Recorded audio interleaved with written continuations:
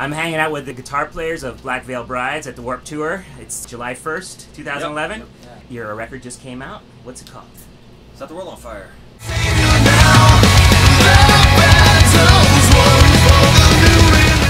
We know that you have, a fun, outrageous image, but we're going to talk more about guitar stuff because you guys are serious players too. And I'm really, really excited and happy about the solos and stuff on the record and the tones and everything else. So let's get into that a little bit. Let's talk about what you play, what gear you play, and then we'll talk about some of your influences and what you did on the record. Cool. So Ashley, I play Dean basses. Right now I'm currently playing a Spire, working on a custom bass right now per my specs, and playing a touring a 700 head with PV and two 8x10 bass cabs. The gear I'm using right now is a PV6505 Plus. Not running very many pedals actually, just a noise gate, PV cabs, BC Rich guitars. They're currently building a signature series for Jinx and I. That's about it. Nice. And yeah, I use the same amps as Jake, PV6505. Uses a Plus. I use just a 6505 through 6505 cabs. And I play BC Rich bitches, and like Jake said, we're currently having signature series made for us, BC Rich. Excellent. And is that one of them back there, or is that just the standard issue one? This is the Mockingbird that I play, but it's just standard issue. But they're building series. Yeah, Mockingbird Pro X, but they're building custom ones, guitars for all of us this year. Yeah, that's awesome. Signature series guitars. It's gonna be rad. Excellent. Okay, so let's talk about what influenced you guys. Like some things might seem obvious, but you guys have a lot of different styles in your music. It's heavy, but then it's also very melodic. It sounds alternative rock, but then sometimes it sounds like heavy metal. So tell me, when you started, what were you into when you first started? My personal influence when I first started was Michael Jackson. so that shows you our diversity. Michael Jackson was probably my biggest influence when I first started playing music. He had showmanship and image, and then I discovered Kiss, and then it was all over. Then it was all heavy metal and rock and roll.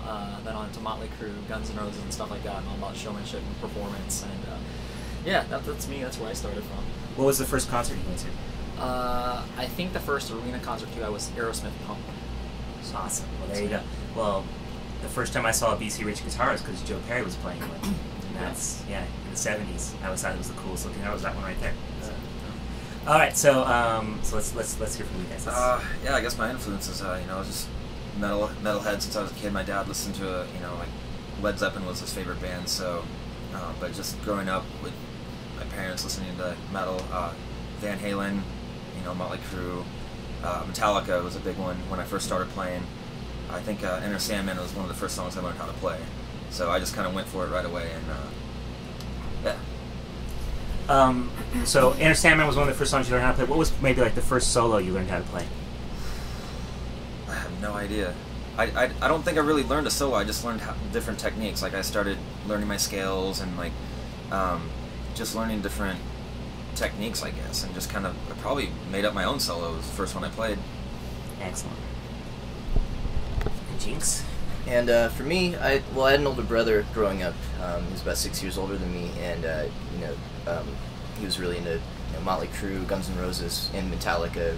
Got me into that at a very early age, and I think I was really heavily influenced by Randy Rhoads. First time I ever heard Crazy Train, that was it. Like that was actually the first riff I ever learned to play on a guitar. It was the riff to Crazy Train, and I just went from there. I really got into Metallica, and then after that, I kind of got into classical music a little bit because I noticed a lot of the influence on, especially Randy Rhoads' playing, and picked up a lot of music theory through learning Bach, and yeah, but just pretty much metalhead all the way through.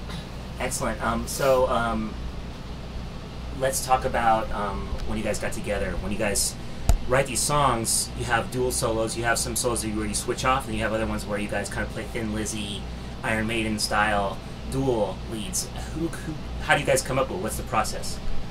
It's different every time. The way Jinx and I write together, one person will start a riff, the other will finish it, vice versa. Or sometimes we'll come to the table with the whole song. He'll come to the table with the whole song, and so we'll work together. And it's just our different influences, the way we play, just meshes really well. Works great together. It's like we share a brain pretty much. So when you say like you're coming up with a solo, does he kind of join in the harmony right away, or do you guys like have to stop and go, how do we want to do this? How should we do this? I don't know. I mean, a lot of times when I'm writing solos, I used to, I use Pro Tools recording and whatever, and I used to piece them together. But like on this new record, I took a different approach to it, and I would just loop back the section of the solo and just play for like hours until I had the complete solo worked out in one piece instead of piecing it together. So that's kind of the approach I took on the new record. I think it makes me write better solos.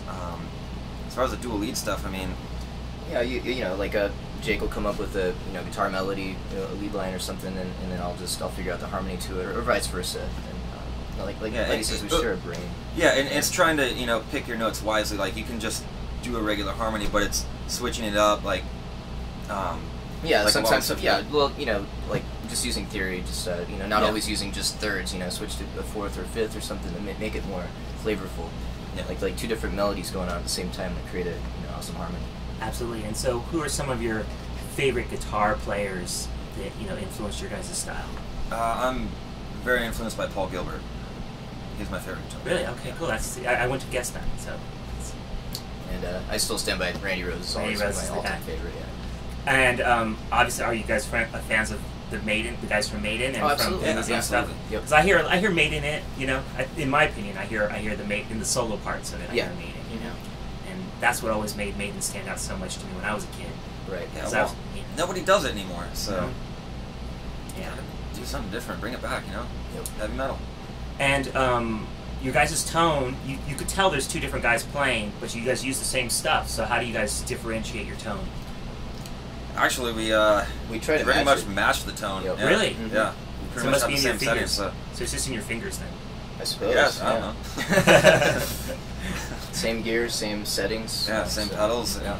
It might be the guitars. I don't know. Yeah, maybe. Possibly. Okay, so do you use anything besides just straight in? Raw. Just raw? Just like I like my straight ahead? Raw. Yeah. Like your cheeks. Yeah. No pedals, no effects, just straight ahead rock and roll. Is there I don't know these PV amps very well, so explain it to me. Is there a drive on the head, or is there a... No, I don't use anything, man. I'm raw, and I don't like high attack on it either. I just like it very warm, very rock and roll, not as metal. More classic. Yeah, just very classic sound. Very heavy. But you play pick or not? No pick. Pick. Yeah. Pick. Always. Definitely, always. And what about you guys? Always picks? Oh, I play guitar with my fingers. I like to finger a lot. I play with my teeth, my tongue. No, I use a pick. Yeah, I use picks. There's one right there. Yeah. That's me. Oh, it's not me. The floating head. Where's yours? Let's talk about what strings you use and what size and all that. 50 to a 105 and the Dario strings. Yes. Dario XLs. Yeah. Round wound. Right? There you go. Yeah. And yes. Strings I use the 52 to 10. 10 to 52s. 10 52s. Yeah. Yeah, that's my favorite. And the only thing different, rather than the 17 for the G string, we use a wound. A wound 20. Oh, that's right. That's right. He said G string. Well, look at his. Yeah, look at this. Oh, I think that's a cod piece. How about Ashley? What's your favorite performance on the record? My favorite song on the record is "Love Isn't Always Fair."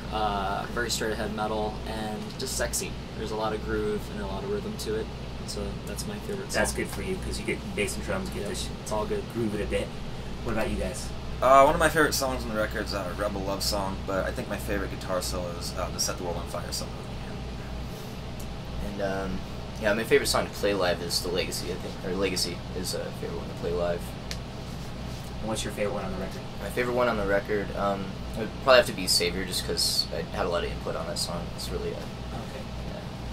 Yeah. And what song came together like magically in the studio? Like when you guys were all playing? Fallen Angels. Fallen Angels. That was the last song we did. Yeah. And it happened in like 2 days. Yeah, literally. Wrote, recorded, tracked, 2 days. Everything. Pretty much. 2 days. And when does Andy come into the picture with the songs?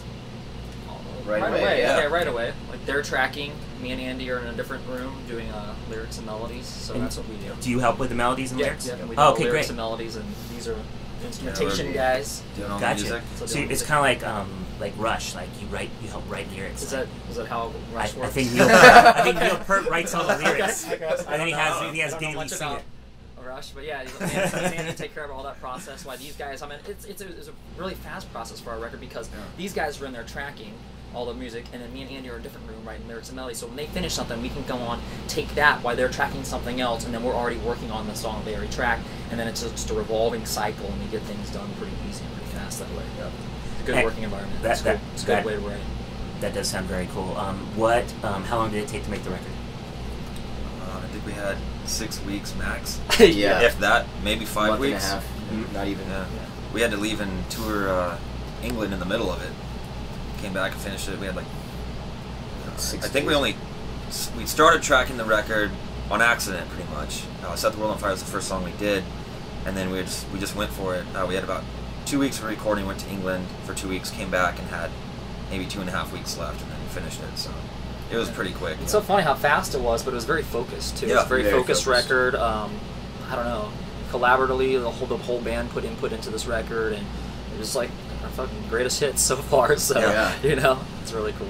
Excellent. Well, really cool. And one last thing, how was it working with Josh Abraham? It was awesome. Oh, yeah. Josh Josh great. Abraham. Yeah, he's. Josh, Luke, Ryan, like it was just a great team. Really talented people. So. They helped with getting some classic tones, Oh, classic yeah, sounds. immediately. Yeah. Yep. All right, cool. Well, good luck, you guys. We're going to see you play first day back with Andy from the Broken Rib incident, right? Yep. There we go. Yeah. Stoked to play. Okay, good. Yep. Thanks, you guys. Rock and roll.